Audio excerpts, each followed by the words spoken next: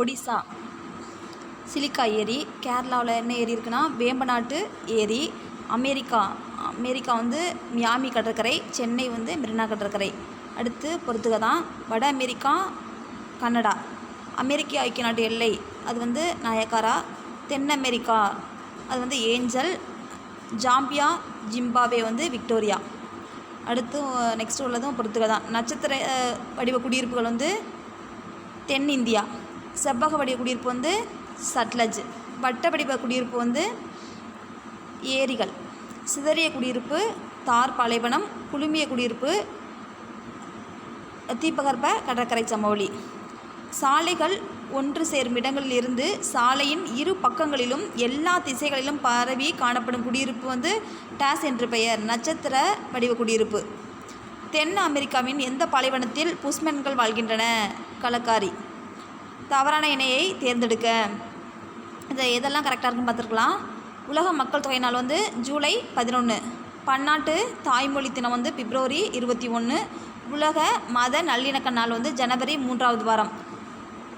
இதில் வந்து லாஸ்ட் உலக கலாச்சார பன்முக தினம் வந்து மே 22 வந்து தவறு.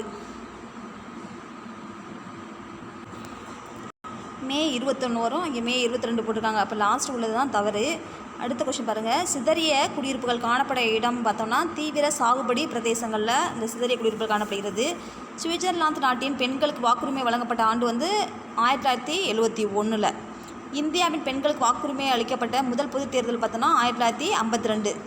இந்திய அரசியல் அமைப்பு அதன் குடிமக்களுக்கு சமத்துவத்தை அளிக்கும் சட்டப்பிரிவுகள் பார்த்தோன்னா 14-18.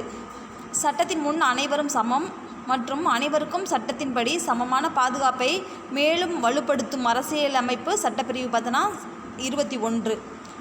பெண்களுக்கு உள்ளாட்சி அமைப்புகளில் எத்தனை சதவீதம் இடஒதுக்கீடு வழங்கப்பட்டுள்ளது? 50%. சட்டத்தின் ஆட்சி என்ற கோட்பாட்டை வாதுரைத்த பிரிட்டிஷ் சட்ட வல்லுநர் வந்து ஏவி டைசி.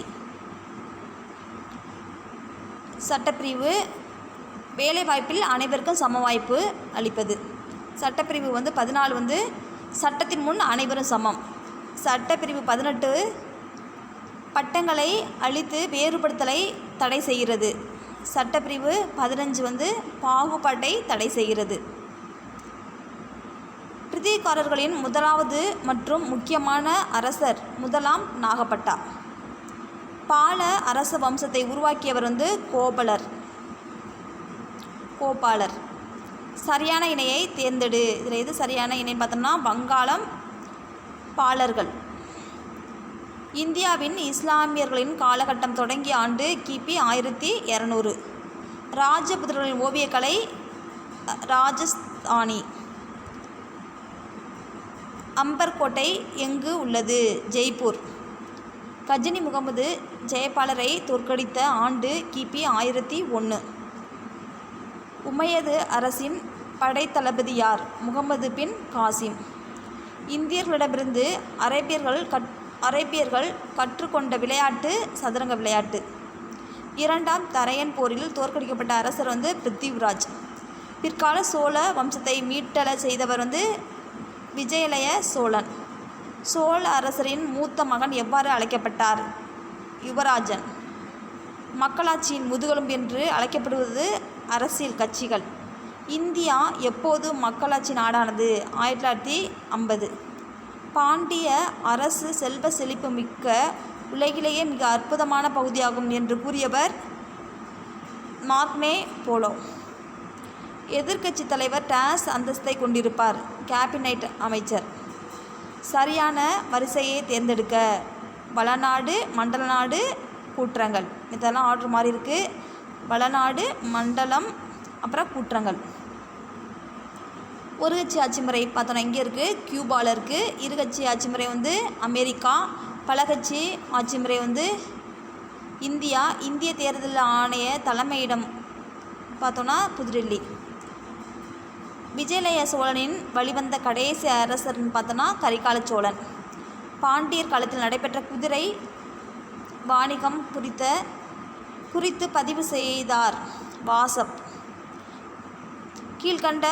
கீழ்கண்டவற்றில் ஒரு கட்சி முறை கொண்ட நாடு எது பார்த்தோம்னா சீனாவும் கியூபாவும் ஒரு கட்சி நாடு கொண்டது. நாற்பதின்மர் குழுவை அளித்தவர் கியாசுதீன் பால்பன்.